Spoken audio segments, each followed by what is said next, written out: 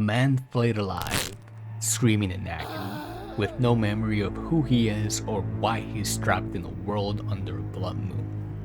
There's only pain, a confessional, and a grotesque demon who demands judgment. This is the Flayed Man, and the only way out is through suffering.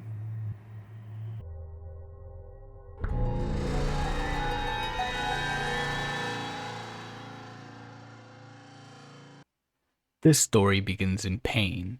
A man, stripped of every inch of his skin, writhes and screams at the screen. He doesn't remember who he is. He doesn't know where he is. All he knows is agony. We wake up on the ground floor of what looks like an abandoned home. There's a staircase, a cold fireplace, a door, and strangely, a confessional. It's the only thing that hints at purpose in a place that's otherwise been emptied of meaning. We're not told who we are, or how we got here, but what little we can gather through gameplay is clear. Every movement is excruciating. Every second is survival. Through a rotting garden door, we stumble into the outside world, or what's left of it. Under a sky ruled by an eternal blood moon, the backyard is surrounded by walls of thorns. Light is useless here. A sundial stands frozen in time. And then we see it. The only other living being, a demon.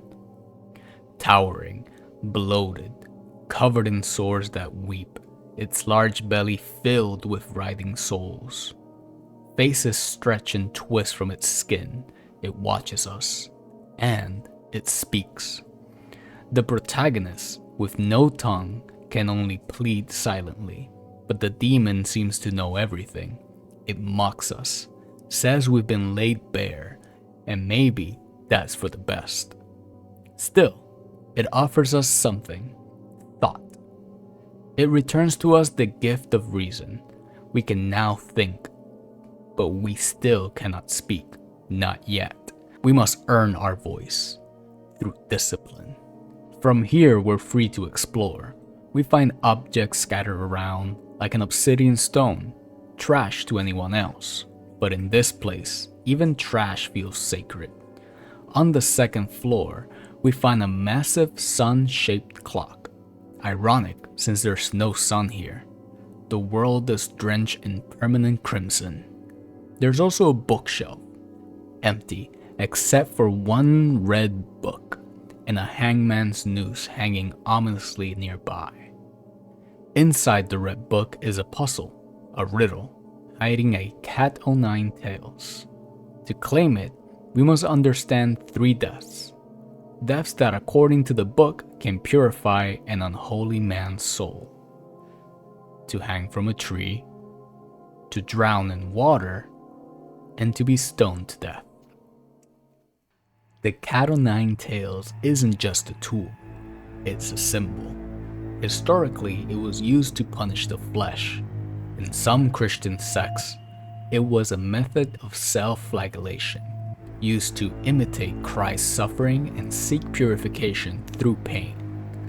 Likewise, the 3 punishments mentioned reflect real beliefs from Christian martyrdom.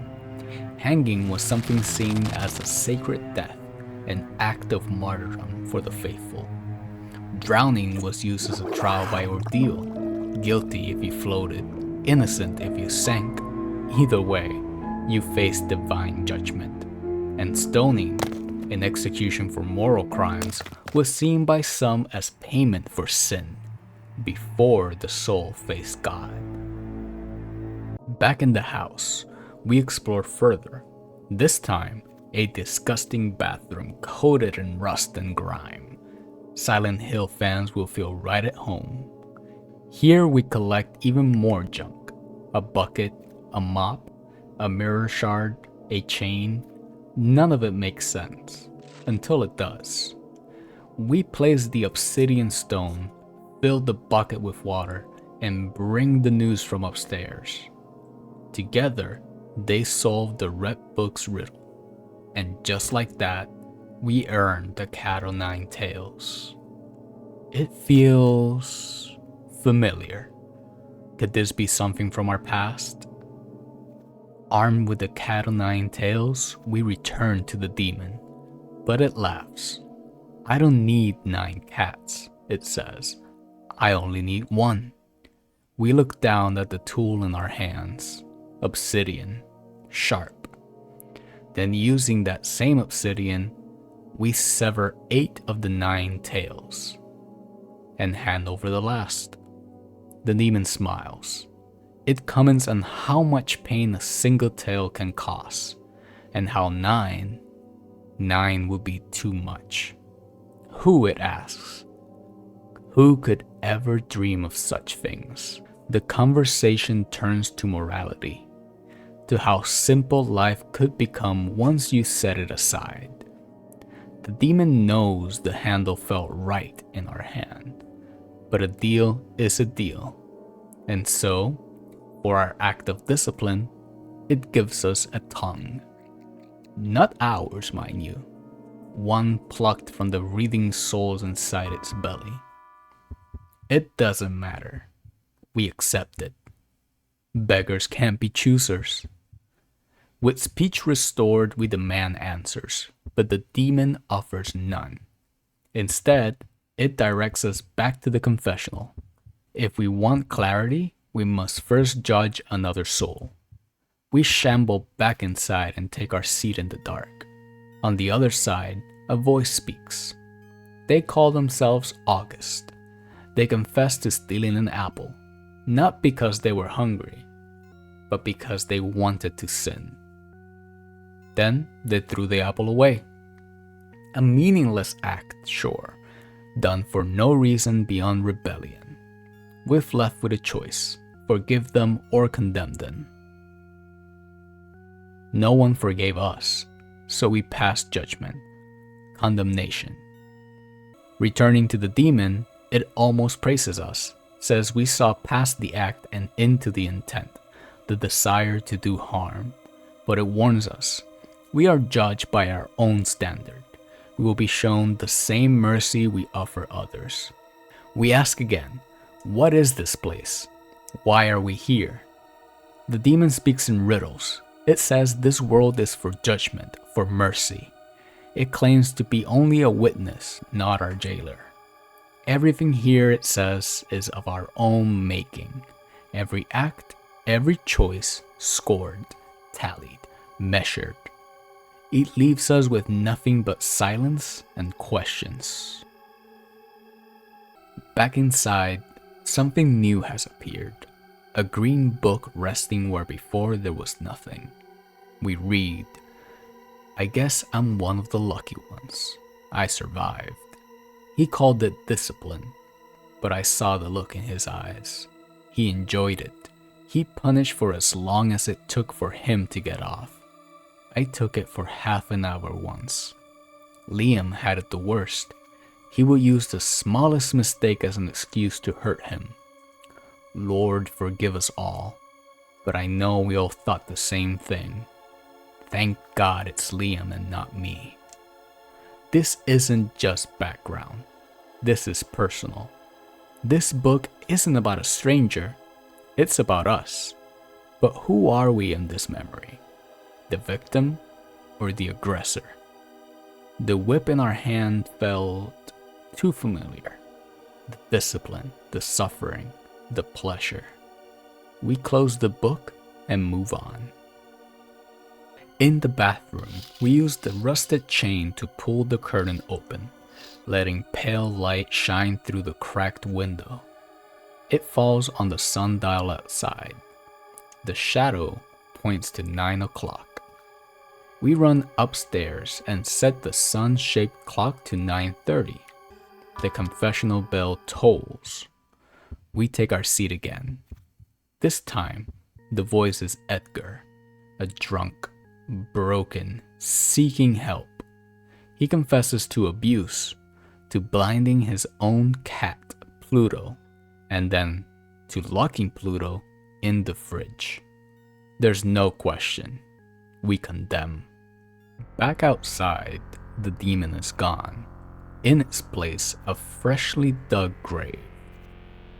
The headstone reads, Liam Mallory, the same Liam mentioned in the Green Book. The name is a sign. Liam, the Celtic form of William, often used for children. Mallory comes from Old French, meaning unfortunate or ill-fated. We piece together a makeshift shovel from the junk we've collected and dig, and beneath the soil, we find the body of a little boy, Liam. If there was any doubt left, it dies here. We weren't the victim, we were the monster. And the bell tolls again. The demon is behind us now, waiting. A new confession begins. The voice is Bell. They say they killed a child. At age 10, they murdered a 3-year-old. They served 13 years in prison, and since then, they've devoted their life to helping animals, because they aren't allowed to work with people. They speak of remorse, of penance, of change, and we condemn them too. When we step outside, the demon is waiting. It tells us what we already feared. We haven't changed. We are as merciless now as we were then. And so, by our own standard, we must suffer without end. The souls inside the demon's stomach pull us in. Piece by piece we are torn apart, consumed by the very pain we once dealt to others. So, what if we had chosen differently? What if we'd shown mercy? After the final confession, we step outside once more. The demon is waiting for us, this time, not with punishment, but with a door, a reward, a portal, not to heaven, not to hell, to oblivion. It speaks with unusual softness. Walk through, it says, and you will know no pain, no memory, no suffering. From dust you came, to dust you will return. One final choice, to accept the end or reject it and ask for life. If we choose to be grateful, if we walk forward in peace, the door closes behind us and we are no more, gone, erased, but free. A soul at last allowed to rest. If we demand more, if we ask for life, then we haven't learned a thing. We haven't changed. We're still clinging to what we want, what we feel we're owed. And so the demon grants it, and the cycle continues. Pain, endless and deserved. And your suffering will be legendary even in hell. The game leaves us with far more questions than answers. But if you dig into the developer's support materials, the path begins to take shape. Yes, the game is saturated in Catholic imagery, confession, punishment, penance, but underneath that is something older, something Celtic. It starts with a name, Liam Mallory. In Celtic belief, the afterlife isn't heaven or hell, it's the otherworld, a liminal realm, mystical, strange, neither fully good nor fully evil. Its form shifts based on the soul that enters it. For the virtuous, it can be paradise. For the damned, a twisted reflection of their sins. It's a place of memory lost, identity stripped away, just like the Flayed Man. The act of flaying, of removing the flesh, becomes a symbol, a metaphor for peeling back everything false, a forced unveiling of the truth. A nod to Hellraiser, yes. I can taste that. It's a long time since I tasted anything. But also a reflection of old Celtic ideas, to be stripped of who you were so that the soul might be reborn, or judged. In early Irish Christian tradition, Confession was a sacred ritual. You didn't just admit your sins, you were punished for them. Penance meant fasting, exile, or enduring ordeals. And what is the flayed man if not a spiritual ordeal? Each soul we judge is a mirror. Each confession brings us closer to the realization that we've been judged all along. We are not the savior, we are the sinner. The Cat o' Nine Tails connects directly to both Christian monastic traditions and the brutal discipline of post-Norman Celtic institutions, where priests, caretakers, and teachers held unchecked power that was too often abused. And the man we play may have been one of them, a priest, our caretaker, a figure of authority who inflicted suffering in the name of discipline, but not for correction, for pleasure. The entries in the Green Book, sin for the sake of sin, cruelty toward the weak, the death of a child, echoed through every moment of the game, through every confession, because they're not random, they're ours, a fragmented memory returning piece by piece. And Liam was the one who didn't survive. His name means will or protection, but paired with Mallory from Old French meaning unfortunate, it tells a darker truth. A child meant to be safe but instead doomed. The demon isn't just testing us, it's weighing us. Every soul we judge is a reflection. Every act of condemnation or forgiveness brings us closer to understanding who we really are.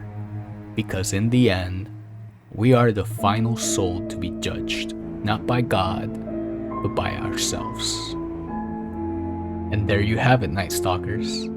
The Flayed Man laid bare, a tale of sin, silence, and suffering, where every lash leaves a scar on the soul, and mercy may be the only way out.